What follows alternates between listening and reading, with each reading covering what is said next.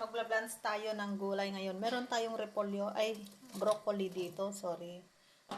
Ito yung medyo luma na siya. Ilang araw nang hindi naluto, kaya medyo yellowish na ang broccoli natin. Kasi ito hindi masyadong nagtatagal, guys. So, pakuluan lang natin konti.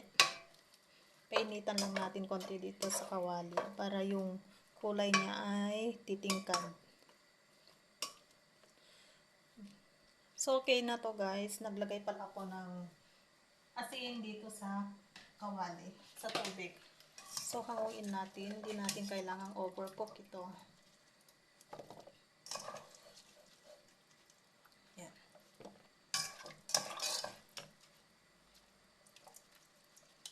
Mas maganda yung isang strainer.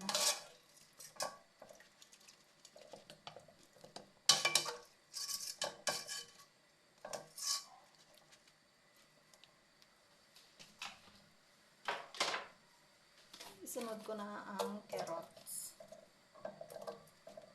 Ito medyo matagal konti ito kasi medyo matigas.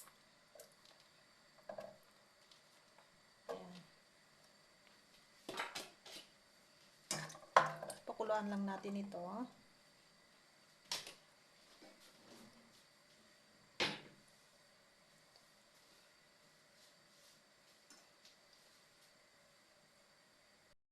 Ganyan lang. Pakulan lang natin hanggang lumambot yung ating carrots. Ganyan lang, guys. Napakadali.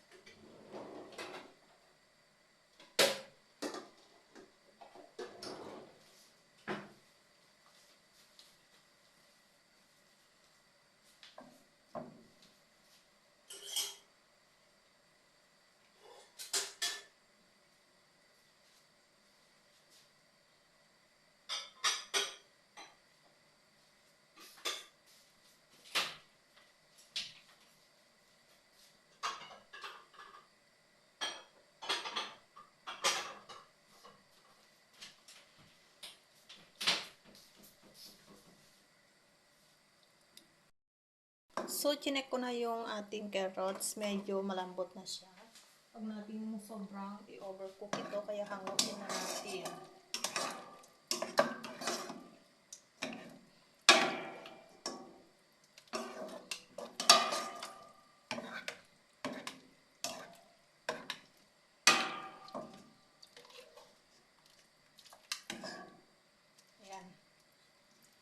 Ito yung kagandahan pag magla-blans ka, guys, kasi yung kulay niya ay mas lalong titingkad ang mga gulay. Parang hindi yung lantang yung kulay.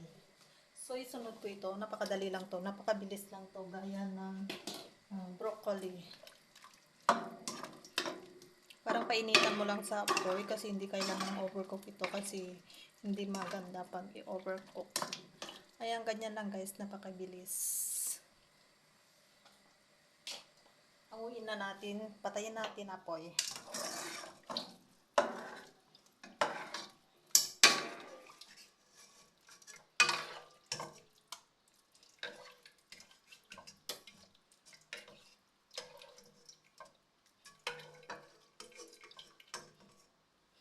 Ayan, ganito lang.